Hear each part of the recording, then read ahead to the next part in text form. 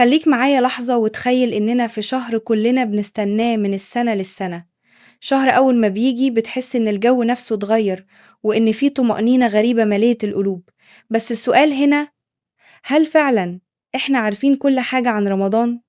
النهاردة حكايتنا عن حاجات ما كنتش تعرفها عن رمضان. مرحبا بكل متابعين قناة ترند بوكس.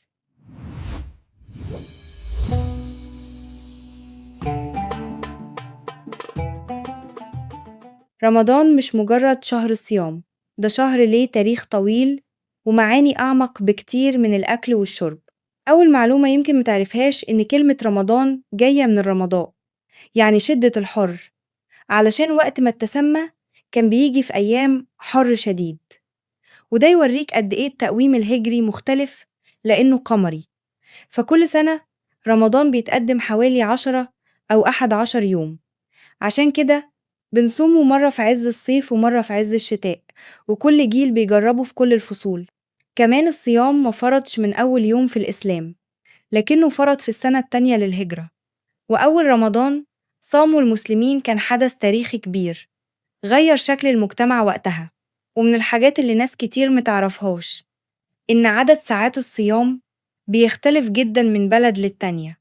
في دول النهار فيها طويل جدا، لدرجة إن الصيام ممكن يعدي 20 ساعة، وفي أماكن تانية النهار قصير جدا. وده بيخلي تجربة رمضان مختلفة حوالين العالم. وفانوس رمضان اللي بقى رمز أساسي عندنا، في روايات بتقول إنه ظهر في مصر في العصر الفاطمي، لما خرج الناس يستقبلوا الخليفة بالفوانيس علشان ينوروا الطرق. ومن وقتها بقى جزء من روح الشهر.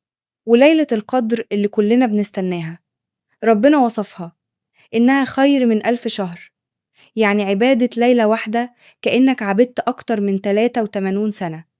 وده رقم يخليك تفهم قد إيه الفرصة عظيمة. والأهم من كل ده، إن رمضان مش بس امتناع عن الأكل والشرب، ده تدريب على الصبر وضبط النفس والتحكم في الغضب ومراجعة نفسك. وكأن الشهر ده معمول علشان تعيد ترتيب روحك قبل حياتك. وفي الآخر رمضان مش 30 يوم وخلاص، ده محطة شحن إيمانية ونفسية، اللي يستغلها صح يطلع منها إنسان مختلف. دي كانت حكاية حاجات ما كنتش تعرفها عن رمضان من قناة ترند بوكس. ولو حابب نكمل سلسلة معلومات وأسرار أكتر عن الشهر الكريم، متنساش لايك واشتراك.